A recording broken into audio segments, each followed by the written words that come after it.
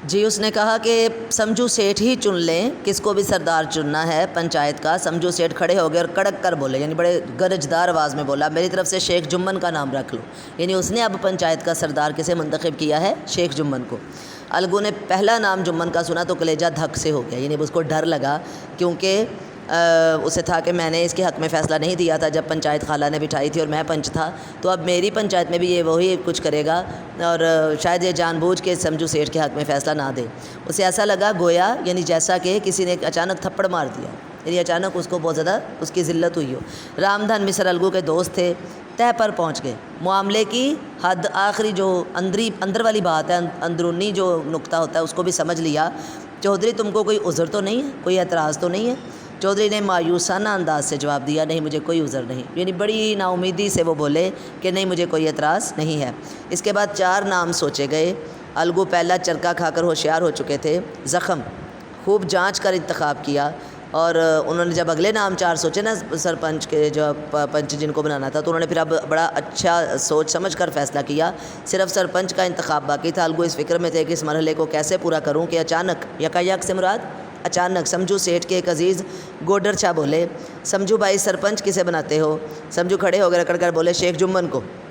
یعنی اب اس نے نہ صرف پنچایت کا پنچایت میں اس کو بٹھایا ہے، 5-6 لوگوں کی پنچایت ہوتی ہے نا، جیسے اس دن میں نے آپ کو پک بھی شیئر کی تھی کہ پنچایت میں 5-6 یا 7-8 یا 9-10 لوگ بھی جو ہے وہ پنچایت میں بیٹھتے ہیں، اور پھر ان کا ایک سرپنچ ہوتا ہے اور وہ پوری پنچایت کا سردار ہوتا ہے، اور اس کا فیصلہ سب کے لیے جو ہے وہ ماننا ہوتا ہے، سب کے اس کا فیصلہ حتمی تصور کیا جاتا ہے۔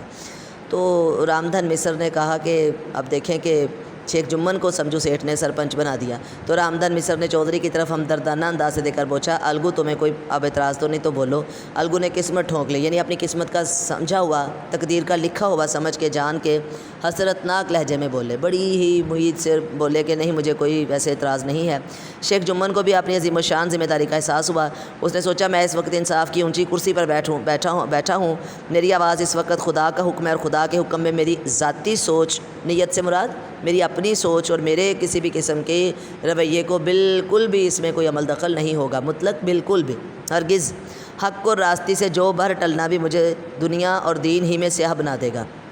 حق، سچائی اور راستی، سیدھا راستہ، جو بھر ٹلنا، معمولی سا ادھر ادھر ہونا، جو ایک دانہ ہوتا ہے جیسے گندم کا دانہ، اس طرح جو اناج ہے اس کا دانہ، یعنی رتی بھر تھوڑا سا ہلکا سا معمولی سا بھی اگر میں سچ کے راستے سے ادھر ادھر ہوں گا یا حق کے راستے کا ساتھ چھوڑوں گا تو میری دین اور دنیا دونوں برباد ہو جائیں۔ یہ وہ سرپنچ بننے سے پہلے یہ بات پنچایت کے سامنے کہہ رہا ہے۔ کون بھلا؟ شیخ جمن۔ پنچایت شروع ہوئی۔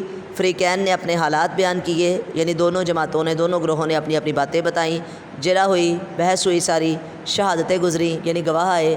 کون کون بندہ گواہ تھا کہ شیخ جو الگو چودھری ہے اس نے سمجھو سیٹھ کو بیل بیچا تھا، وہ تندرست تھا، اور سمجھو سیٹھ نے اس کو حد سے زیادہ جو ہے وہ کام لیا اور اس کے چارے پانی کا خیال نہیں رکھا، اور پھر اس طرح وہ مار دیا اور پیسے بھی نہیں دیے 1 مہینے کے وعدے کے باوجود۔ تو یہ ساری باتیں جو ہیں وہ زیر بحث ہوئیں۔ فریقین کے مددگاروں نے بہت کھینچ تان کی، بہت کوشش کی دونوں طرف سے کہ ہمارا جو امیدوار ہے وہ جیت جائے، ہمارا جو ساتھی ہے اس کی فتح ہو۔